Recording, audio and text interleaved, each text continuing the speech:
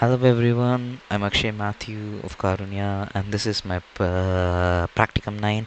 So this Practicum is quite simple but it has some new features into it. We're going to be seeing about factorial, a well common known theory part, factorials. So where do we use factorials in biotechnology? So we use factorials, which comes under the basis of chemical kinetics in order to like check the optimizing reaction rates and stuff. We use factorials, which would give us the optimized condition, like how far efficient to make the reaction efficient. There could be factorials which comes in handy there. So yeah, that's where we use factorials. So what do I mean by new stuff here? So this here over here, instead of starting with int main, we have started with int fact. Okay. So what exactly is this? This is nothing but a function. So when do we use a function? And what is a function? Function is just a block of code which we later use it in the main function. So when it's like we are calling this function. So like instead of, let's say, I'm finding a factorial for like more numbers and stuff. So I don't want to repeat the same code again and again. So like it's time consuming obviously. So in order to be like, make it time efficient and stuff, we use functions which like easily we can defining it by like one set of stuff and we later call it in the main function. That's it, the whole function works and we can use it n number of time just calling by the name, by just by calling this thing, the fact. And also over here the int means its return type, so like don't worry about it. We can use void if you're doing with like character and string, we can use void, and we can also use float in case we are dealing with some average and stuff. So yeah, let's just get right into the main coding itself. So now we start with the include studio.stdio.h, which is the header, we obviously know by now, and int fact, int number.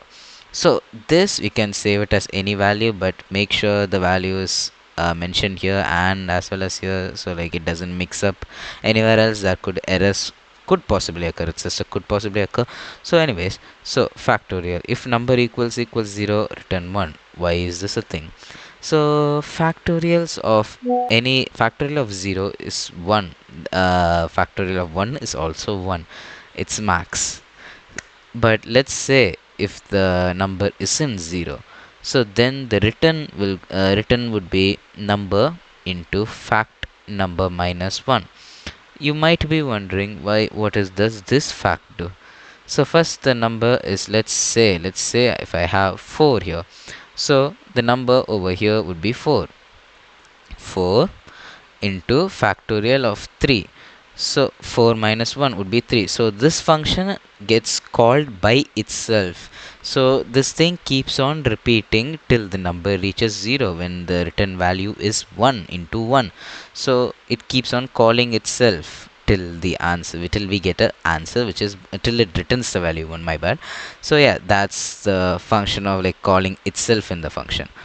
So then we go to int main where we get the number from the user, and then result where we mention fact because we are calling the function over in the main function, calling the fact function in the main function, and we use the number so that this number gets stored in this int numbers value. And yeah, that's it, we print the result. Now let's run the program and see how it goes. Enter the number. So for a simpler thing, we'll go with factorial of 5, which is 120, because 5 into 4 into 3 into 2 into 1. 3 2s are 6, 5 4s are 20. 20 times 6 is indeed 120. So this program runs properly. Alright then guys, see you guys in Practicum 10. Bye.